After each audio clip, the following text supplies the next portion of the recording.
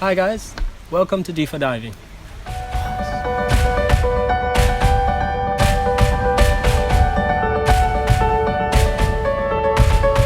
So today we're going to be starting a new series of videos called Don't Be That Diver.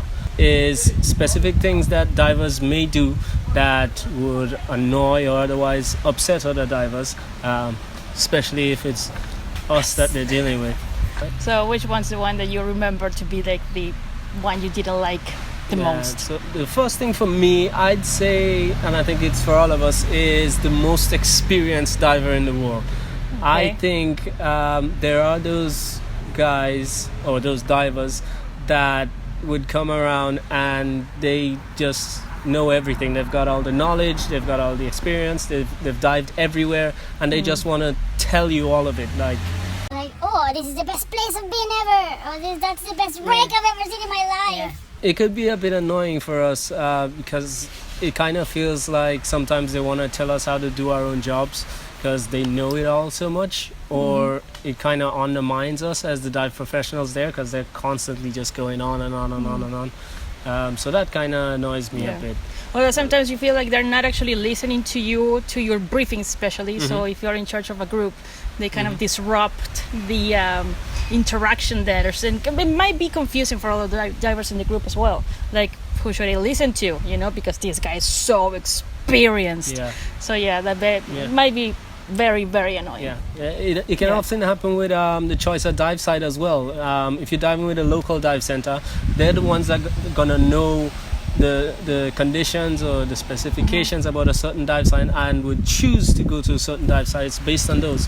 And then here comes these divers who would judge the dive site based on places that they've been already, but not take into consideration why the dive professional would choose to go to such a place. They don't know the risks of going to one place or another, and that can really get under your skin. Yeah, true. They'd have the divers probably agreeing with them if you jump in and you don't see certain things, and they'll start listing, I did this dive site and I saw this, I saw that, and we come here and it doesn't have any of that, and they may be a bit disappointed by it, but they don't have to go on to state that to everyone, and then the entire dive or the group ends up being disappointed just because they were willing to open their mouths about it. Remember that not everybody has the same experience in diving. I mean, what was good for you, it might have been even better for someone else. I mean, not everybody looks for the same things while they're diving, so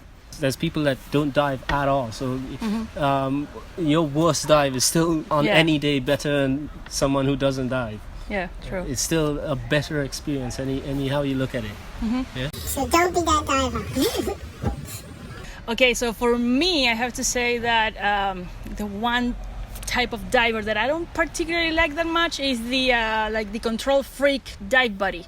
That dive buddy who just wants to control his dive buddy underwater. Especially this happens when you have a couple, like a married couple, or maybe parents with children.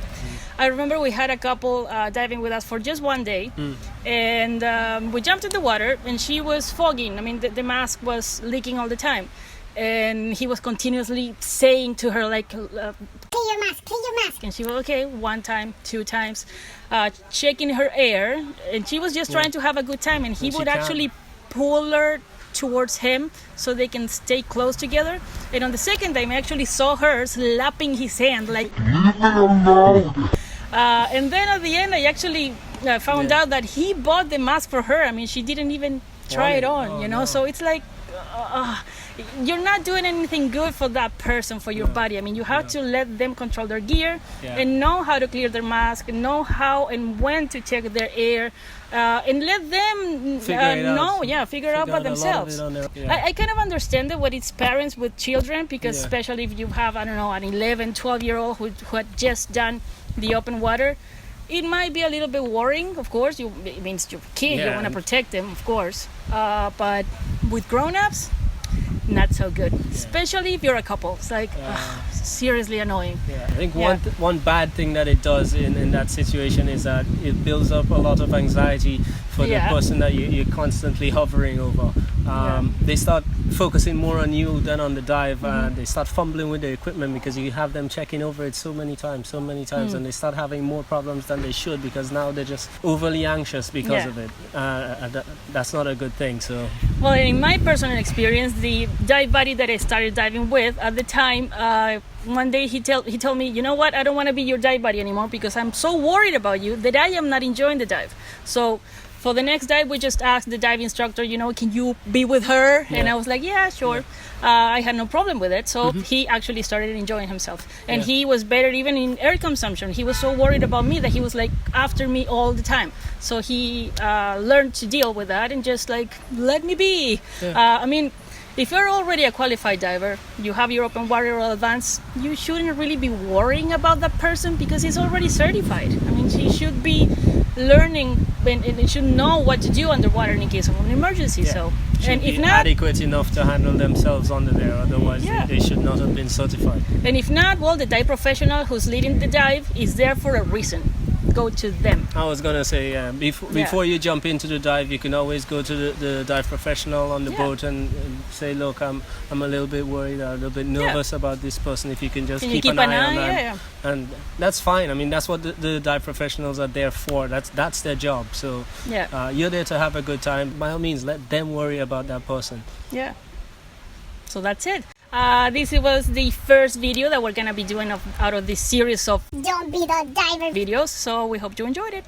Subscribe, like, give us a comment, and if you have any more ideas on Don't Be the Diver, or what it is that I don't know, your previous experience that you have had with people who have done annoying things to boat skippers or dive leaders, just let us know. We'd like to read you. Thank you. All right. Bye. Bye.